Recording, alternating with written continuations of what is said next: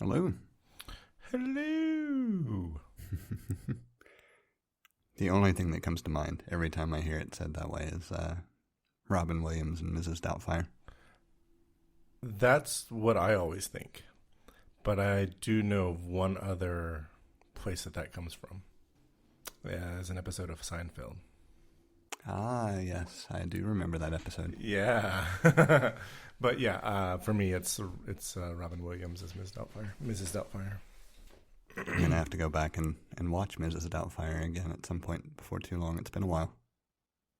Oh, man. Every time seeing anything with Robin Williams it hurts a little bit. Yeah, I understand. Just because he was so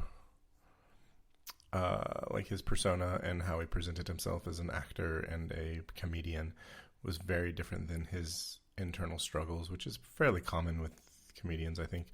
And then having to I need to control the way this ends. I can't imagine that kind of struggle with facing your mortality that way and having to control it in that way. I mean, I very much feel like that was an admirable way to do things, but it's still difficult. Yeah, that might actually be a good topic to explore at some point in the future. Yeah. So we've got a little bit of follow-up. I think both are technically mine. I don't know the exact time that I actually switched to Plex consistently full-time, but I went back and looked, and around the time that it was still OS X BMC, I was going back and forth between it and XBMC. So I was, I don't know, late 2008, early 2009 at some point when Plex was launched. I did end up using it some. I know I did not purchase the Plex Pass for probably a year and a half, 2 years after that. Yeah, I know I never purchased the Plex Pass. I am now kind of sore about that, but I downloaded Plex and started using it just to play around with it in November of 2009. And then I started using it to stopped using a DVD or a Blu-ray player in 2012.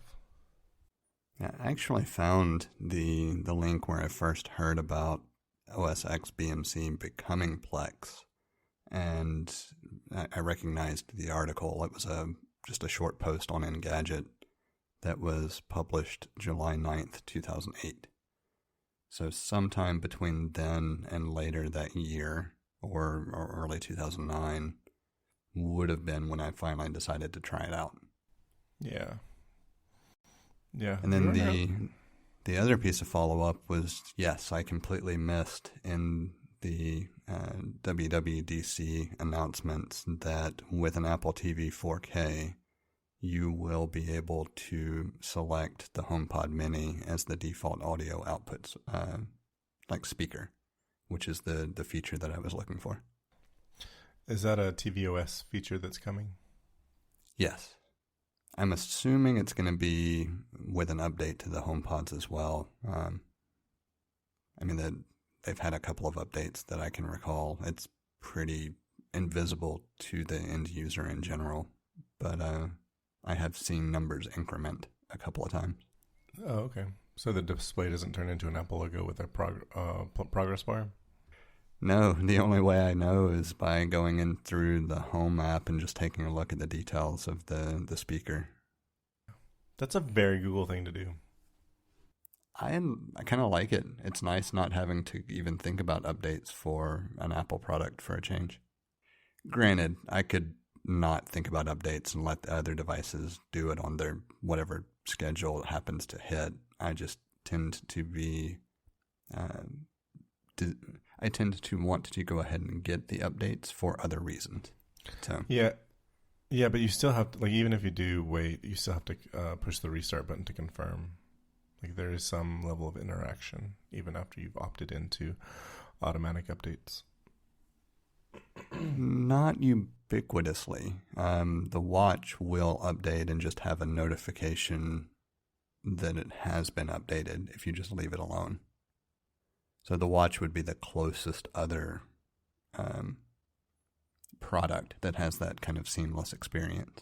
Yeah. I was going to say something about updates and something, and that thought has left my mind. It's awfully early for that, too. Yeah, I know. I'm still 39. Yeah, just wait till you hit 40, and then it really hits downhill. That's in 2 months, 3 months, 3 months. Forgot about August. It's a forgettable month.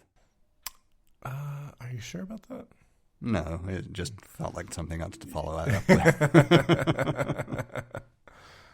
It's gonna bother me, but I'll just let it bother me. I don't know if we talked about this, but I did have to buy. I bought another Amplify HD because, no surprise, the one that I had isn't gonna work.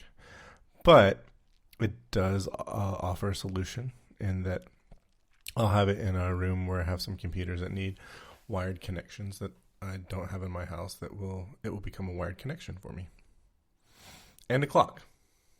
Yeah, I realized I never asked if resetting it ended up making any difference after you had left it powered off for a bit. I guess backstory is there was a close lightning strike that appears to have taken out the WAN port correctly. I can't say for sure, but literally after, like, I'm watching The Fresh Prince of Bel-Air on HBO Max, there's a big lightning strike really close to my house, and the Fresh Prince stops playing because I lose internet connection. And through all the troubleshooting, find that the WAN port on the router doesn't work. You know, what I expect happen, and this is the second time this has happened to me, where I've had specifically a WAN port fail immediately after a large lightning strike that is nearby. And what I expect is happening is that the power supply is protected because it's on a surge protector, and the lightning strikes it. A surge goes through the coaxial cable and not the power lines in the house and infrastructure here, and that it goes through the coaxial cable. It passes through the Ethernet port on the modem. I assume they probably have something in the modems to protect it, because, like, if you're an ISP and you're having to supply every subscriber with a modem, like, you're going to pass it through if you can. Like, I expect there's something in those modems that will that handles that surge. And it hit my WAN, and then so the next thing for it to hit is the WAN port on the router. Yeah, I know I mentioned when you sent me the message that I have seen that happen in the past. So it's not something that I would consider unheard of. I don't know the construction of cable modems in general. But what I have noticed in the times that I've seen it is that there's no real rhyme or reason that I know of to explain why whichever device absorbs that surge is the device to do so. Because I've also seen it traverse multiple hops, and then whatever device get taken out at the end of one of those hops. So one of the examples that I remember vividly was a physician's office that the modem was fine, the router was fine, the switch that it went to after that was fine, but then 2 different computer network cards were blown. So surges / lightning, just very unpredictable from a general layman's perspective as far as what that behavior looks like. Yeah. I mean, the last time this happened to me was years ago, and the router that I had was under warranty. And I had told them, like, big lightning strike, WAN port goes out. And they're like, yeah, that's not covered under warranty. And I was like, what do you mean that's not covered under warranty? It's an act of God.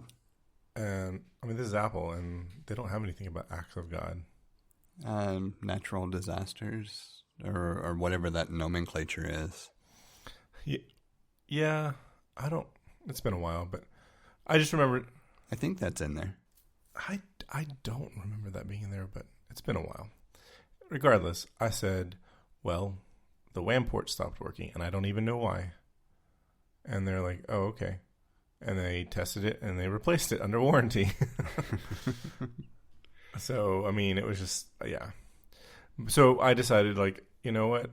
I've had this happen to me twice. I'll buy a 17, I looked for surge suppressors for RJ45 sockets, and I found one on eBay for like less than $20. I was like, well, I guess it won't hurt. So I got it. See what happens. It's a very reactive thing to do. Yeah, the only thing that I'll mention this has been ages ago, so I don't really remember the details, but I do remember there being someone who was complaining about network connectivity at home, and they were going through a network surge suppressor as well. So if you start experiencing just kind of odd behavior, let that be the first thing that you pull and see if the issues, abate or not. Yeah. Did I ever tell you about the most odd behavior that I had to deal with in recent times? Maybe. That's vague enough. I'm not entirely sure. So I set up, I changed my DNS servers so that it would block to servers that block ads, or like the major ad networks. And it's like massively helpful. Like it's huge for like playing those cheap iOS games that have like, shitty ads. And real quick, are you talking about a Pi-hole instance or? No, it wasn't. So I started out with a Pi-hole instance, and it kept taking down my home network every day in the afternoon or evening for, anywhere between half an hour to 2 hours. And so I just got rid of the Pi-hole instance and just pointed it to, I found DNS servers that block ads. So I changed the DNS settings on my router. Gotcha. And everything worked fine. Everything worked fine for months and months and months. And then for the Boy Scouts of America, since I'm a leader for Cub Scouts, I had to do Boy Scouts of America youth protection training, which I would like to interject right here that it is some of the best online training that I've ever had. Not like the actual interface, but it's just your like the normal standard, corporate cover your ass. We have to talk about sexual harassment and protecting IP so that if you do something wrong, we trained you and now we can, the liability is on you and not us. It's that style of that format of delivering the content, but the content itself was so good. Like it was so good. It might be just because I've never had any sort of content like this surrounding being a youth leader, but it was just so good. I was so impressed with it, and it just helped like articulate certain ideas that I've talked to you about with other parents about. Hey, I've seen this person with this kind of behavior, and I'm like, that I don't know what's going on with that person, but it sounds an awful lot like they're grooming your child to, and getting them in a place where they can harm them. So it was just really good stuff. Anyway, I had to renew mine last fall, and I couldn't get it to load, and I just I finally got like other people's, like everyone's like, I don't have any problems with it, and I finally was like, found someone with a Mac, and I was like, hey, can you get it to load? They're like, yeah, I can get it to load. I was like, what is going on? It was my DNS servers. Somehow the videos that the BSA was serving up were going through something that the DNS server made it look like it was an ad. It literally took me 3 months to figure that out. Interesting. I think it was 3 or 4 months ago now, I changed a number of things relating to DNS. I think I have OpenDNS as my first resolver. But basically what I did was I chose 3 different providers and have a tiered structure for failover, with Google being the final catch-all, just because it's while I may not want to have that information presented, it was a good catch-all to have. Yeah, they scrape the web every day. So far, it's worked out pretty well. That's cool. I'm kind of interested in that. It's not as difficult as it sounds. You just choose you basically in your router of choice, assuming that you have DHCP set up, you just put primary name server, secondary, tertiary. That's pretty cool. Pretty cool. So the topic that we have for the evening was one that was in the notes, 2 episodes ago, maybe 3, and we kind of teased it without actually letting on what the topic was by any means. And I assume that works for you. I know we both were interested in exploring it, but we haven't had a chance to connect prior to recording to make sure that the topic was a good choice for the evening. That works for me. So the idea that I floated was basically dissecting racism, and it's fairly difficult, I think, for a number of different reasons, not the least of which being that I'm your typical white American and really have no strong ties to seeing it. It's all about education and awareness from my perspective. But it's something that has been on my mind quite a bit because of different phrases that I hear. And those phrases are things like, you hear someone say Black Lives Matter, and then the retort is All Lives Matter, or some other variant, right? Ooh, that one gets me going. That one gets me going. Yeah, I know. It annoys me, and I have a lot of thoughts on it. But the overall concept for this evening is how to dissect a lot of those kinds of statements and how to talk to those people who don't understand it while not necessarily understanding it from a position of being targeted, but just from a position of realizing there's a problem. And so that one, of course, is one example. Another example is, hearing someone say something along the lines of, well, I don't know anyone who's ever been a slave, or I don't know anyone who's ever been a slave owner. Those are fairly common in the Southeast, at least. Maybe not for anybody who's listening outside of that particular region. But in the Southeast, those are fairly common. And there are plenty of others, but those are the types of comments that made me think it would be interesting to try to figure out what exactly is a good response, or how to talk to those people without it being I'm hesitant to say ignored, because it's going to be somewhat ignored by those types of people anyway, unless they're open-minded, right? It's more, how do you break through that barrier, and how do you discuss it in a way that makes sense? So that sets the stage for the idea for this evening's topic. Do you have any preliminary, just kind of general thoughts, or something that I might have missed that should be a focus point as well? No, I don't think so. I think we can just I think we can get right into this. Sounds good. So I'm going to take a step back and ask a more pointed question for those who may not know us directly.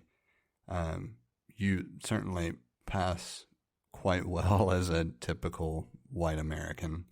Oh, yeah. But I'm curious if you've ever had experiences that would classify as a targeted judgment against you for your appearance. I have. I live with all of the privilege of cis white males in this country. And that's pretty much the most privilege. I think the only way I could have more privilege is if I was like ultra wealthy. So if you asked me what level of privilege do you experience, I'd say I think I experience almost every level of privilege. And I decided a year ago when the Black Lives Movement was ramping up, I took a BuzzFeed quiz because they're fun. Basically going through how do you score as a privileged person, and the most if you had every privilege possible, you would score out of 100. And so I was actually shocked to find that I scored in the 60s. Like I scored somewhere in the mid 60s, and that surprised me because I feel like I live with way more privilege than that. I expect that I do, but the place where I really get called out for this is specifically LaGuardia Airport. I have flown, when I lived in New York, I ended up flying out of, and the times that I've visited, I've flown out of LaGuardia 17 times. And 16 out of those 17 times flying out of the airport, leaving New York City, my bags were randomly checked by the TSA post checkpoint. So I'm like I'm at the gate waiting to board a plane. TSA agent comes up and says, "Hey, I want to do a random bag search, specifically of me." And it's pretty obvious that because I have Middle Eastern descent, my father is from the country of Jordan, I felt like I was being targeted for how I looked, and they wanted to look at my bags. I actually was leaving LaGuardia after flying into LaGuardia after at the baggage claim. Like I've picked up my bags from baggage claim. I had a TSA agent check my bags there once, like quote unquote random bag search. So I've experienced that. And one time in Homewood, Alabama, I had somebody yell some ethnic slur about Middle Eastern people at me in 2003, like a month after the United States invaded Iraq. That is the extent of my experience with somebody treating me differently because of how I look. I feel like I get treated more differently because I'm 6'2", 275, a man. I feel like I get treated more like you're a big person than like your ethnicity is a problem. But definitely with my ethnicity, I've gotten more like maybe sort of derogatory responses. So, yeah. So I of course knew about the LaGuardia instances because we've talked about that in the past. Yeah. I did not know about the Homewood instance, so that surprises me a little bit, just because from an appearance perspective, I don't see it.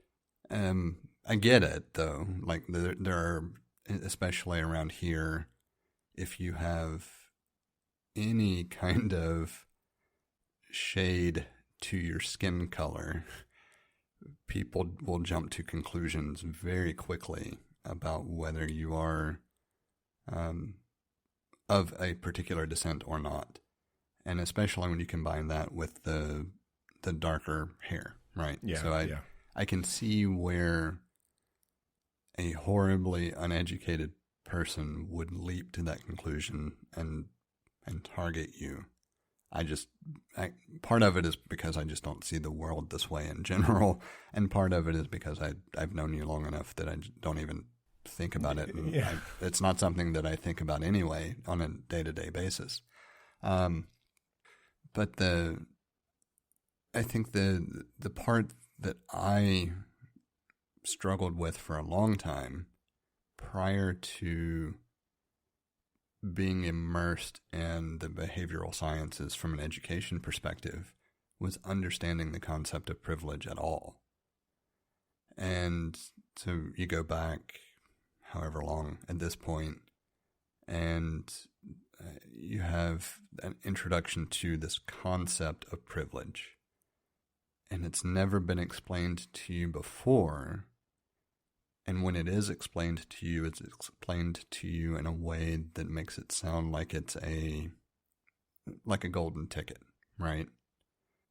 And it's difficult to separate that from the reality of what it actually means. Because in a lot of senses, depending on the interaction, it really is a golden ticket.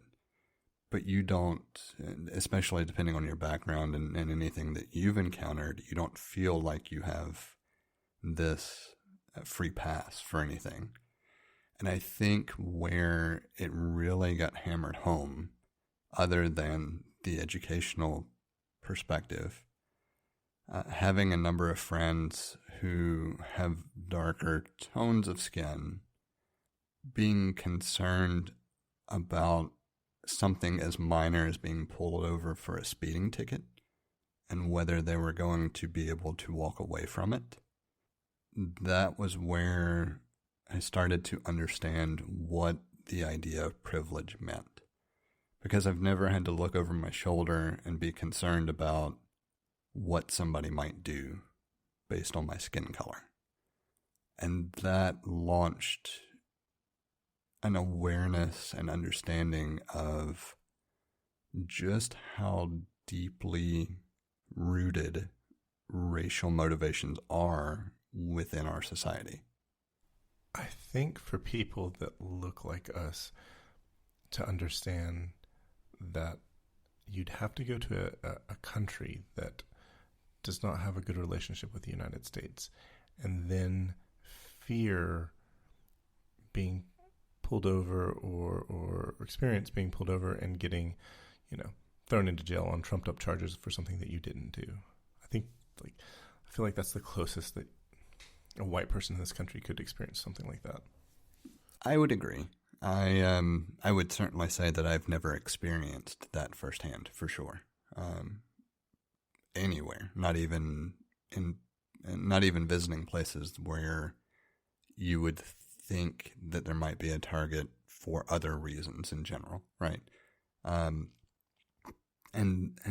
that in and of itself is rather eye-opening, because for the most part, I can pick a random destination and go, and I feel no less safe than I do here. And I certainly don't feel like I have to be aware of aware of surroundings is not the correct phrase, because that's a very different thing. Right. I don't have to be concerned about my surroundings to the extent of what neighborhood I'm in or who might be watching me. Like, I can walk out my door and walk around the neighborhood in black pants and a black hoodie and not be concerned that I'm going to have a random person call the cops on me. But if my skin tone was darker, you can bet I would have the cops called on me multiple times. Yeah. I understand that disparity. And so it kind of goes back to the original premise is, how do you explain that disparity to people who don't understand the concept of privilege in and of itself? Like, how do you even explain privilege? Because it's all rooted in this idea that, yes, all lives matter. There's nothing wrong with that statement. The problem is that there's a disproportionate targeting for other ethnicities that means you really need to bring that into focus and work on those problems. It's not trying to say that all lives matter is irrelevant, because that's not the case. It's just that it's not the priority. Right. And that's more kind of where I want to guide the conversation. I think the first thing, you've got to talk to somebody who's at least receptive to the conversation. But even if it's a tough conversation, I think the first thing is that when you start talking to people that don't understand their privilege, you have to talk about privilege in a way that it's not wrong for you to have privilege. You don't control your own privilege. In the case of your skin color, you have no control over that privilege that you have from how much, melanin is in your skin. So I think I've seen a lot of folks react in a way that they are guilt, like you should feel guilty because you have this privilege, and that's not the place to start. I think a good a good point to make there, because it's one of those things that I've heard repeatedly, again, probably just because of the region that we're in, but affirmative action in general has been a target for a lot of criticism, and in a lot of ways it's been justifiable criticism. The kind of the mindset that I hear from those who don't understand the reasoning behind it is that if you have two candidates who are, we'll just say, equally capable, for all intents and purposes, you have two equal candidates, and the only difference being ethnicity. From a corporate perspective, it is more appealing to hire the person who is not a general white American because of other benefits in general, right? That's the premise. Where that argument breaks down and misses the mark is that just because these two candidates are peers and appearing equal, the person who misses out on the opportunity, in this case the traditional white American, feels harmed because they could have had the opportunity were it not for the concept of affirmative action, right? So that's the one viewpoint that is kind of abstracted. And of course the opposite viewpoint is that the person of whatever ethnic descent probably isn't going to get another opportunity, or has not had very many opportunities to try to get themselves in front of someone because of that level of oppression. And so it's actually more important that they get that opportunity, because the other person should have, theoretically, from a privilege perspective, more options available to them. So that's at a high level, that's the concept of why affirmative action was introduced the way it was and continues to exist today. Now, there are plenty of issues with the premise. It's not the cleanest way to handle things, because there's too much subjectivity involved in determining a lot of things surrounding that category, right? Most of the time, you don't have two people who are equally capable, and the only difference being ethnicity. And so you get into a state where ethnicity starts to become a hiring target in order to have a quote-unquote diverse workplace because it's close enough. So there is that aspect to it that's problematic, but that's an entirely different discussion. That's not the focus. But that's what helps breed this idea that privilege doesn't exist. Because what those people are looking at is, well, I went into this scenario and I walked away empty-handed, and it's because this person was good enough, but wasn't, traditional white American, yes, so to speak. That way the corporation could mark off, check a box and, change certain dynamic, certain numbers about the makeup of their employees. Right. So I can understand why, especially in a region like the Southeast, where there's such an ingrained predisposition to judgment based on race without realizing it, why that would help exacerbate the problem. But I kind of want to pull back from that, because we see the symptom. The bigger question, the bigger point is, you hear these kinds of comments, you recognize as a educated individual, or just as a decent human being, whichever path you want to take, that the argument is not necessarily appropriate or valid, how do you bring that to light without attacking the person who truly feels they have an understanding? It's just misguided. Does that make sense? I think so. I can, it's more, all right, we hear these kinds of things.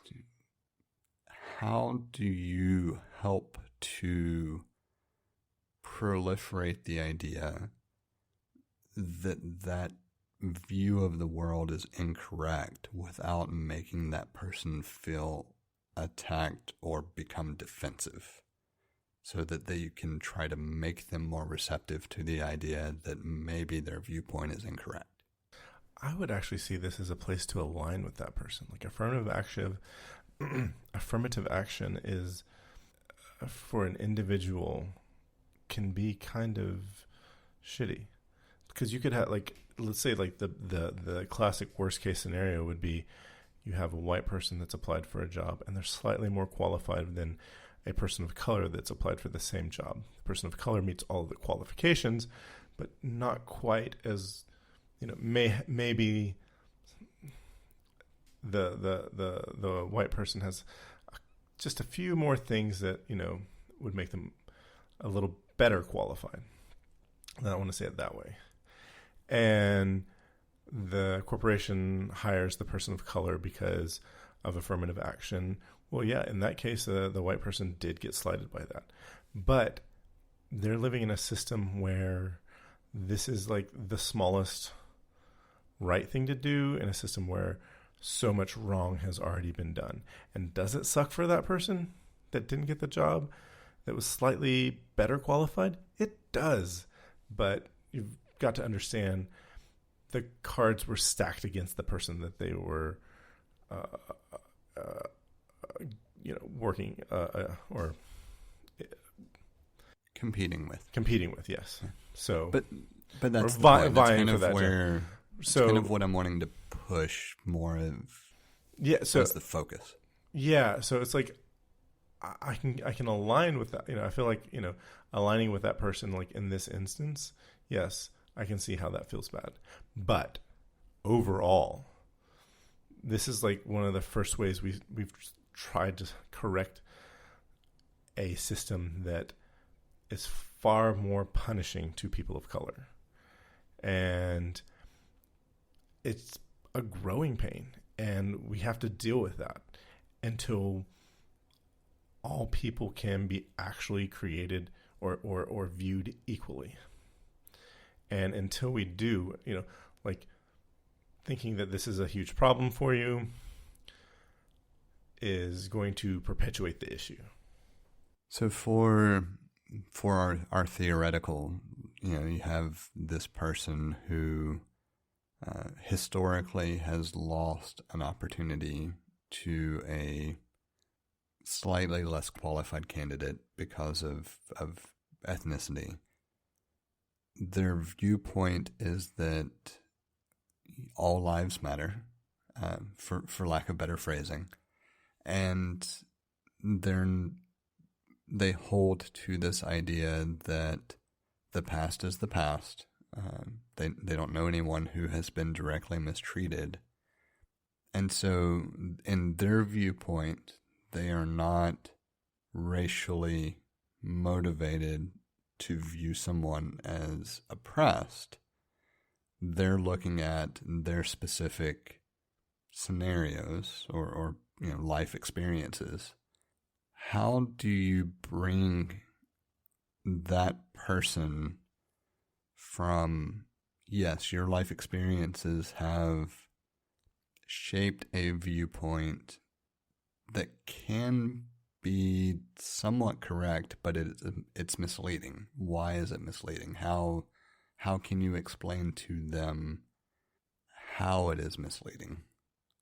Is probably really the crux of the question. Yeah. I certainly don't have a good answer for it.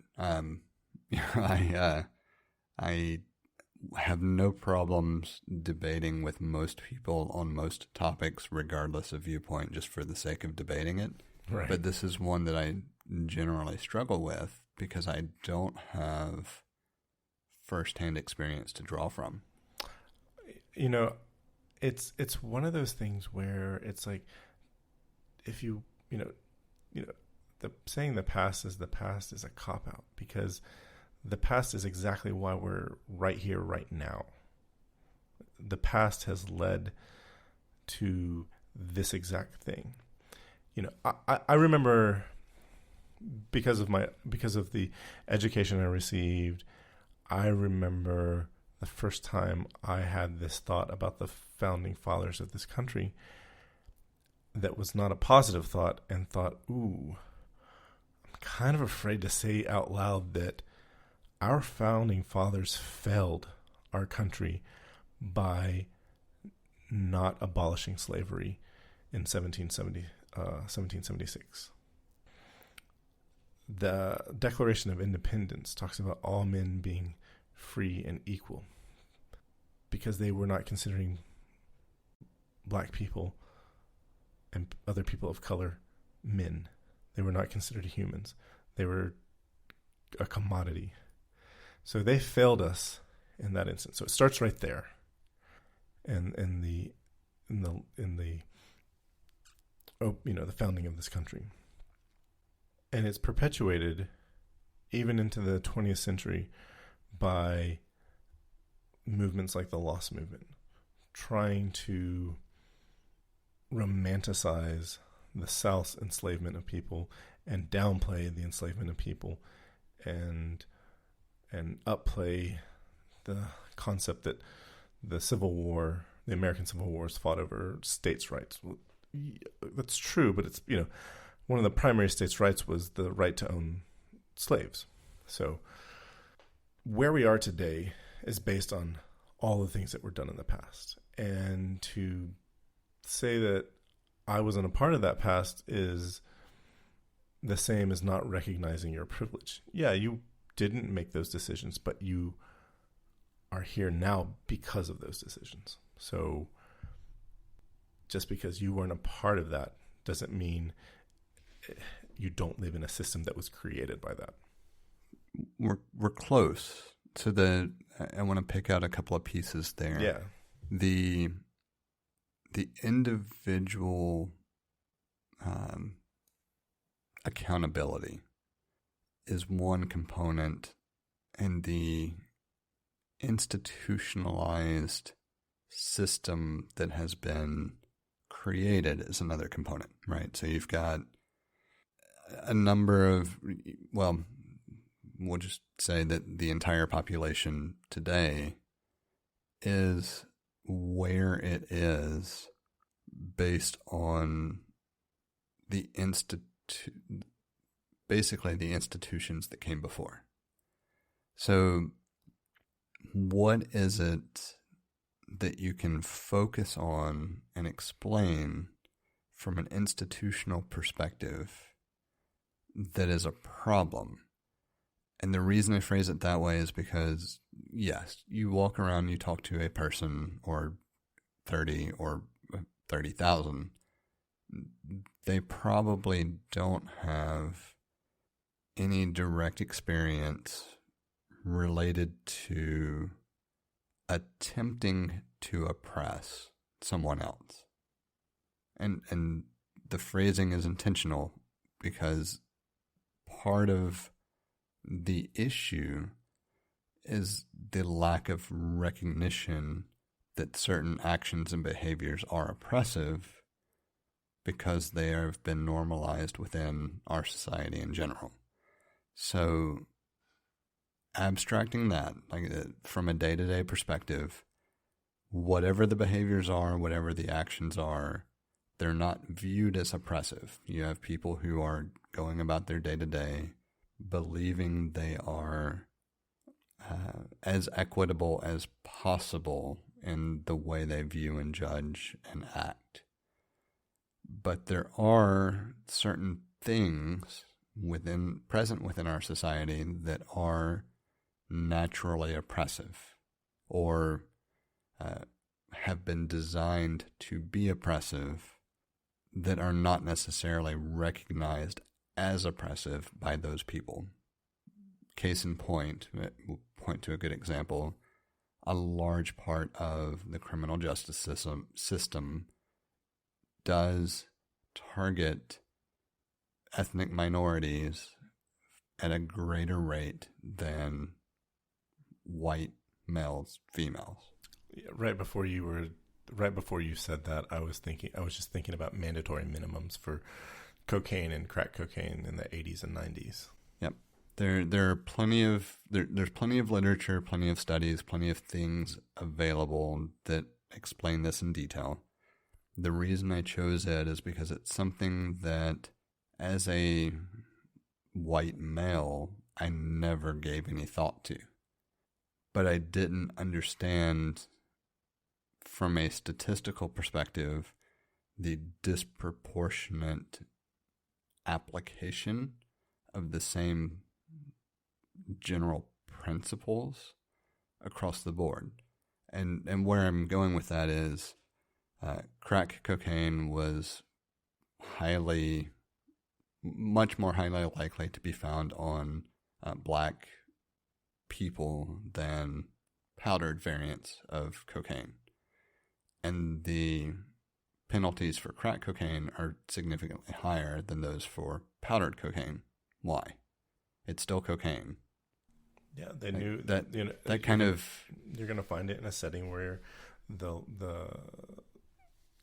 skin color of the person is likely going to be different based on right. So the idea is that even in those things that if I did not have any in-depth level of understanding and education on specific topics, I never would know the difference. So abstracting that slightly to a person who believes that what they are aware of and know is equitable, the reality of that is probably false. But how do you start to open up that conversation in a way that is not defensive? Does that sort of make sense? I feel like we've kind of talked around the same concept over and over, because all of it requires a willingness to try to understand. And that willingness is really what we're targeting, is how do you, I'm not sure either create or cultivate that willingness in people.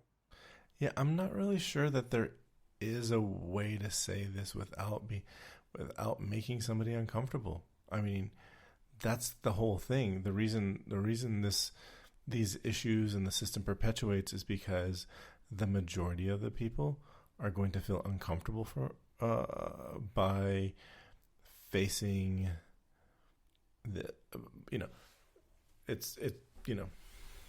Well, you're close. So uncomfortable is fine. Uncomfortable is not the problem. It's when it goes from uncomfortable to defensive. Because once a person is defensive, you've lost any chance of being able to reach them. At that point, they've closed down. They are resistant to anything and everything that is being presented, and will find ways to justify their perspective from other sources. So that's kind of a bell curve, I guess, for lack of better phrasing. That's kind of what I'm really wanting to hone in on, is how do you approach that conversation in a way that doesn't tip into the person being defensive, but keeps it in the realm of uncomfortable / wanting to understand. I mean, it feels wrong to say that they are a victim of the same set of scenarios. It's just that you don't feel the harm, because it feels wrong to say victim, but that person, people who live with privilege for whatever reasons are, it's a tough one. I didn't quite have that thought fleshed out, but just it's something that's been present in mind for me, because I see a lot of these things, and I certainly want them to change. But as someone who doesn't experience them and doesn't feel them, it feels wrong for me to talk about them in certain scenarios as well, right? And so I'm not the focus of generally racially motivated hate speech or slurs or really anything, right? I enjoy that level of privilege that many people aspire to, and I recognize it. And I'm not saying that in a way that is trying to say that I'm in a great spot or have no issues whatsoever.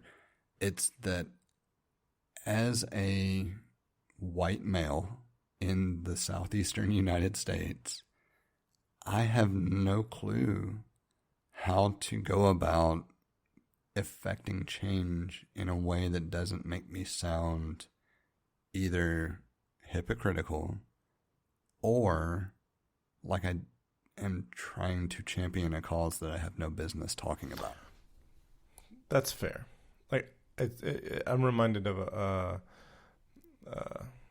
friend of mine who was talking, and he's a black man. He was like, I'm done talking to white people. It's like, I'm just done talking to white people. In the context of the conversation, he was done talking to white people about white privilege, and because they're not listening to him, because he's a black man, he's just complaining. That's most of the time that's how he feels that he's being viewed by white people.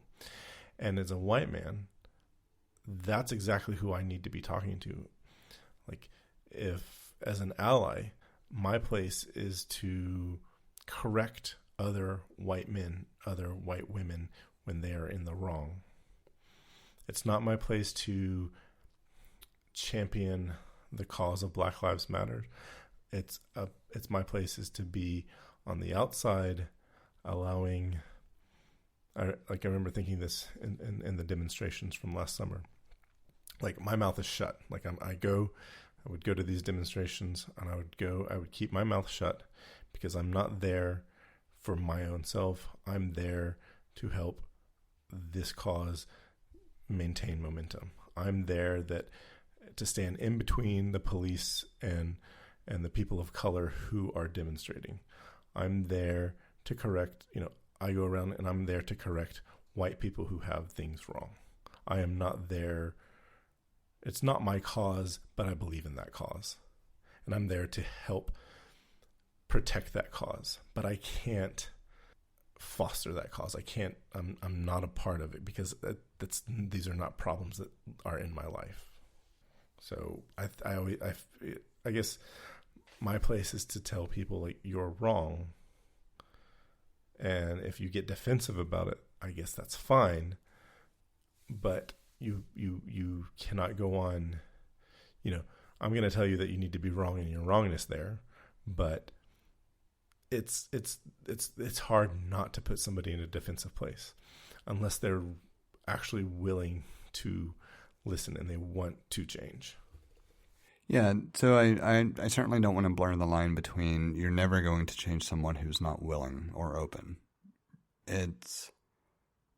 I think the difficulty that I'm trying to figure out a good way to approach are those people who, if they understood anything about the idea or the concept, they would be more willing to listen and try to have a conversation about it. But I can't think of ways to broach that conversation that don't put those people on the defensive.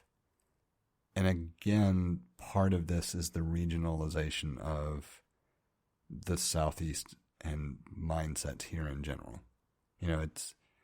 I feel like I could have this conversation with a number of people in different regions without a problem.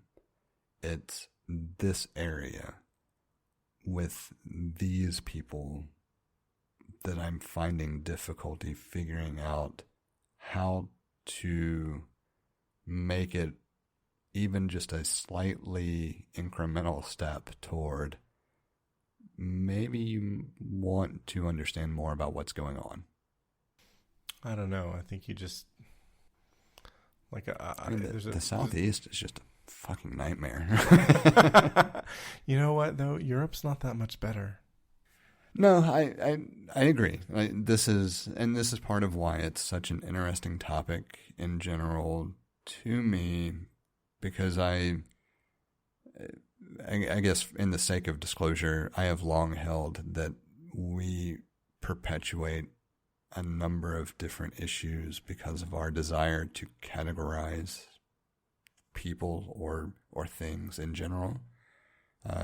There's a long criticism of labeling theory that if someone wants to go look it up, there's plenty of resources out there that in general, if you remove a number of classifications where you can't lump people in different categories, it seems like it would alleviate a number of issues over time. Obviously, it's not something that would happen quickly, but it is one of those areas that I have long felt is one of our fundamental problems.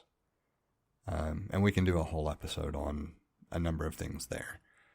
But outside of that, because I don't see any organization or government or group of individuals willing to let go of classifications for other reasons, not many of them positive.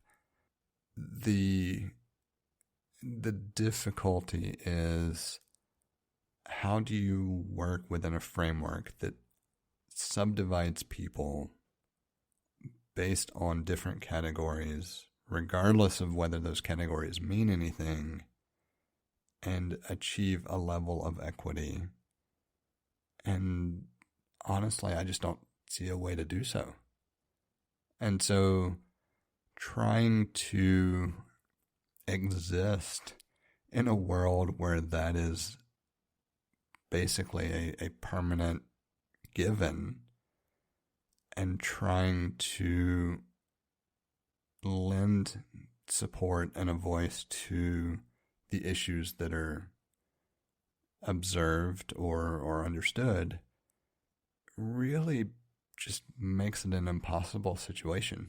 And so it's one of those things that is an interesting conundrum for a number of different, theoretical and academic reasons, but is mind-bogglingly just ridiculous from a practical try to be a decent human being perspective.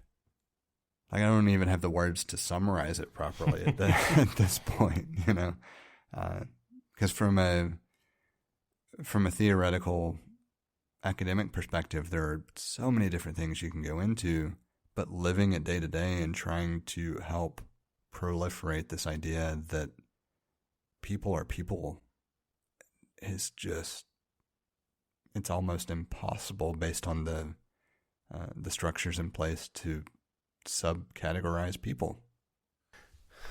Yeah, labels are there to help us communicate ideas, but we want to use them to control the world around us instead of help understand the world around us. And ultimately, the issue is with education. Until you are actively taught about the proper use of labels and how to, that privilege exists, but it's not bad, it just is, and how to overcome that and bring people up to your level. Until we're teaching that to people day in and day out, we're going to continue to have problems, and we're going to continue to almost always enter into a conversation like this with somebody who's going to become defensive. So I think as a general, just kind of closing thought, it's obviously a difficult problem, right? I think that anyone who thinks otherwise is disillusioned in some fashion.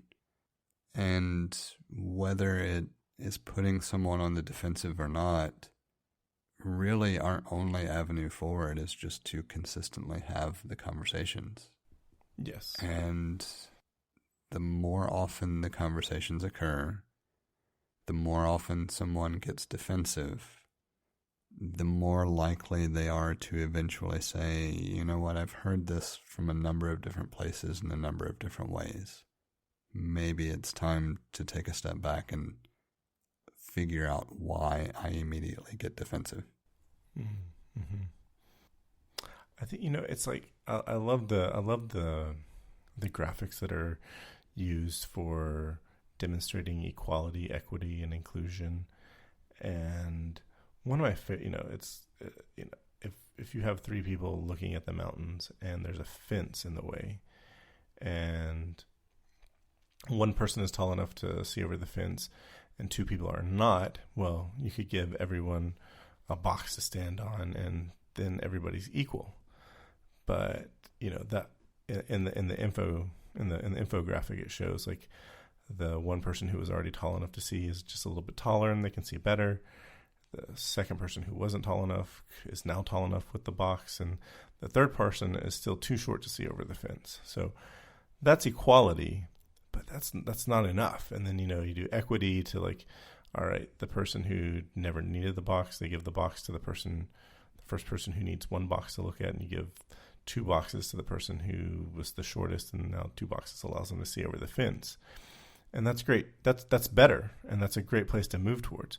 But ultimately, you remove the fence, and then equality and equity are no longer ideas that we have to strive for. Then things like affirmative action are no longer necessary.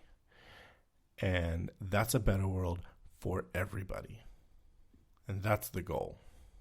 So I think maybe if you talk about the goal and making it so that you don't have to, nobody's like pointing out your privilege to you because your privilege doesn't matter anymore, is maybe a place to start to help prevent someone from getting defensive. I don't know, but maybe starting with what the goal actually is and not what we're trying to accomplish today in our lifetimes is maybe not as good. It's a good point. I think we often miss the discussion around the end goal because it seems out of reach within our lifetime. Right.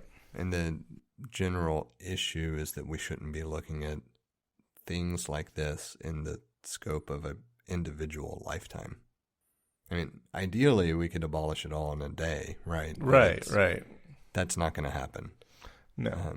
And so working toward a goal makes a lot more sense than discussing the day-to-day of what we might see transpire from now to a decade from now. Yeah. And, the thing is, we are making progress. I mean, we're things got hot in the 60s with civil rights and leaps, and we went from in the 60s people of color had their own water fountains and they had to sit on the back of the bus, to now we need to we're trying to work on our legal system, and we're starting to see like the one or two instances where it's starting to make a change. Like the mandatory minimums of the 80s and 90s have gone away. There's still other problems, plenty of other problems in the legal system, but we are chipping away at it. Nobody's concerned about government or I don't want to say nobody because I'm a white man. Well, and it's difficult to classify any government action as being unconcerned until we really get the stain of the past few years out of the way.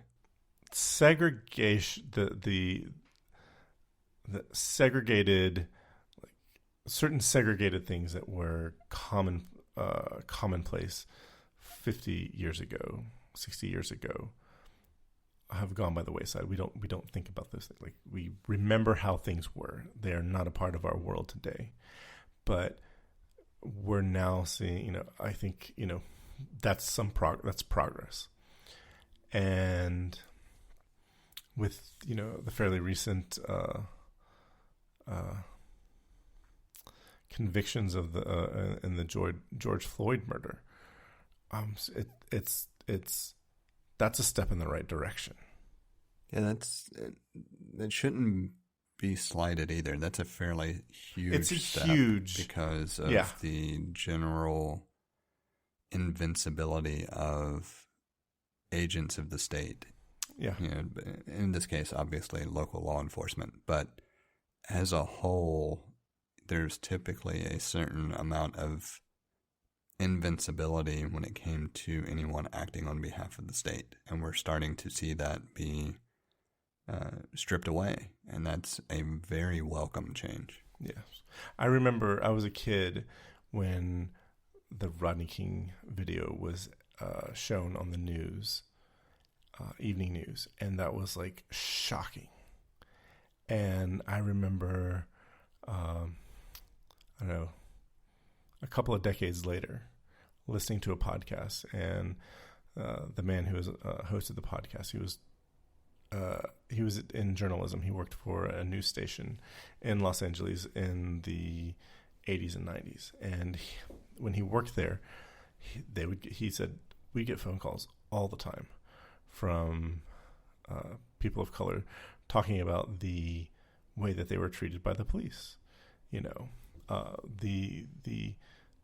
The whole album, Straight Outta Compton, describes a particular lifestyle and a particular level of police brutality that just seemed, as a white person, seemed sort of unreal.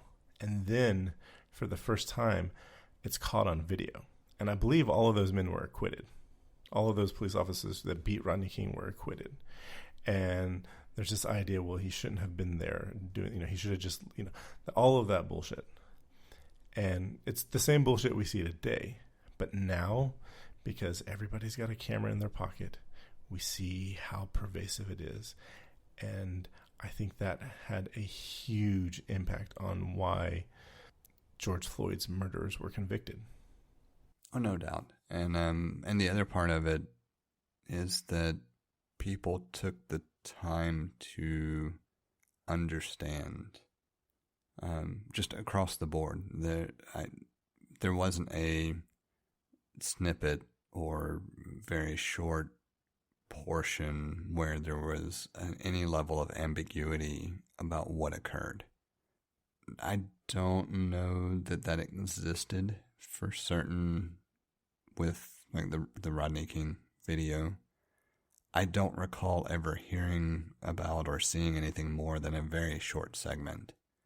And so there was always a lot of discussion about differing views of what occurred prior.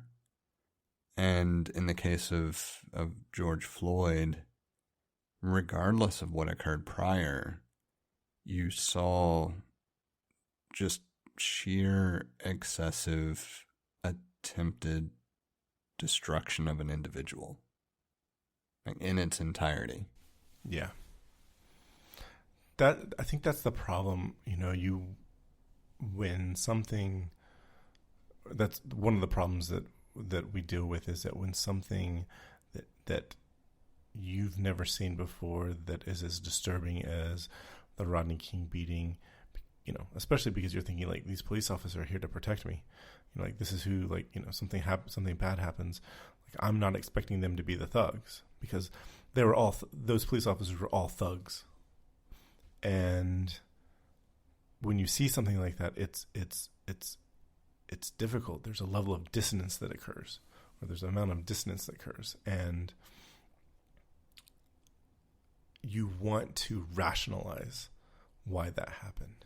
Like, I love this. One of my favorite movies, it's an old movie from the early 80s called The Big Chill.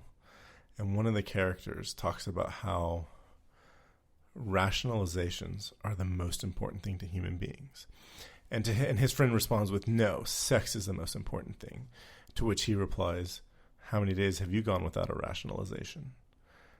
And it's so true. Like, we have, if we can rationalize something away so that we don't have to be uncomfortable, we probably will. And so that's why we hear things like, well, he had a record, or he was doing something. There's no amount. There was nothing that he could have done that warranted that behavior from those police officers. That's it. Now, can they use force to subdue him and then restrain him? Absolutely. But that only lasts a moment. That was a beating. Yeah, I think that's a good point to kind of hammer in on, is that the use of force is a privilege granted to law enforcement in order to enforce the laws. Like during the disposition of the job, the amount of force should be equal to or less than the amount of resistance. Which is the entire reason the concept of excessive force became an offense in the scope of or realm of law enforcement. The use of excessive force is never justifiable. The problem is that is extremely subjective and has always been judged in a closed room without oversight by an independent party. And so what was considered excessive was always based on what those administering the force determined to be reasonable and justifiable or excessive. And we're at a turning point where the general populace is not willing to accept that anymore, which is a positive. Right. We should never have allowed the system to govern itself. Yeah, definitely. And I recently saw either Twitter or I don't know, one of the places where they put text somewhere on the internet and turn it into a meme, and it was just so good. It's like, here's this play in an NFL game, and there are like 7 cameras, and so there's all these different angles where we can review this play, and we make, the referees make a call. Like, this is even entered into the beautiful sport. You've got, the video referee, and it's great. Like, it's a good thing.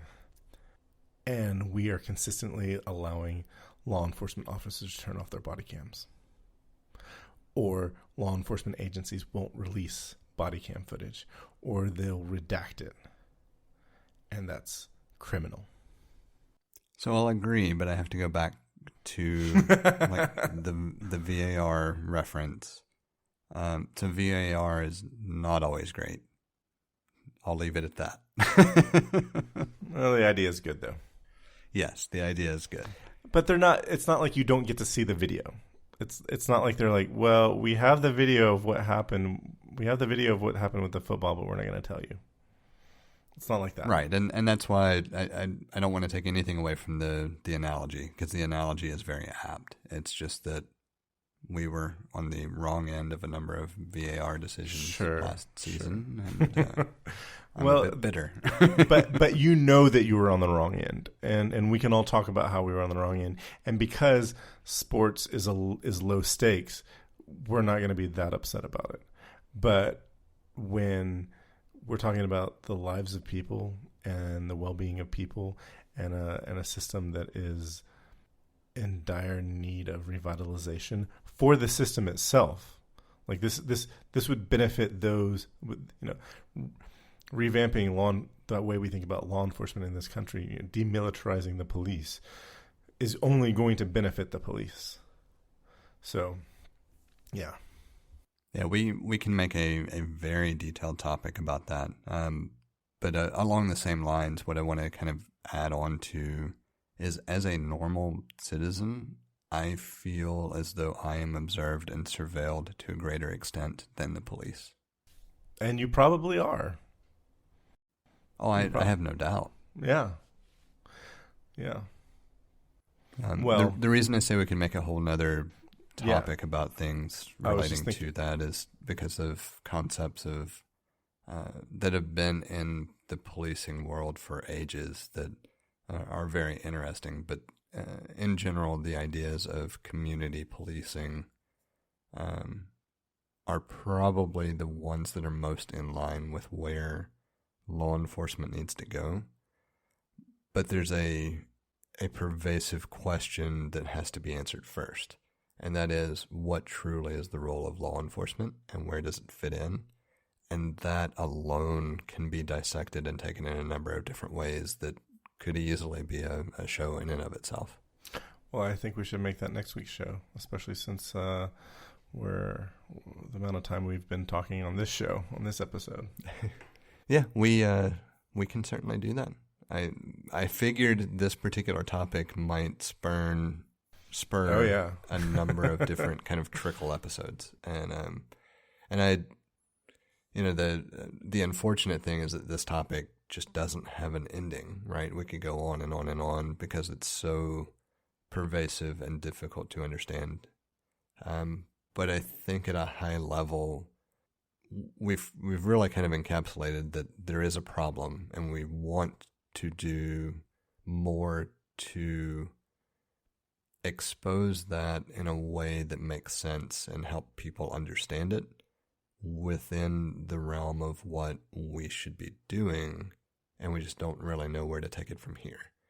Which segues into, if you have thoughts, comments, etc., please, send them along. We will use those for sure to curate a more focused discussion around the topic.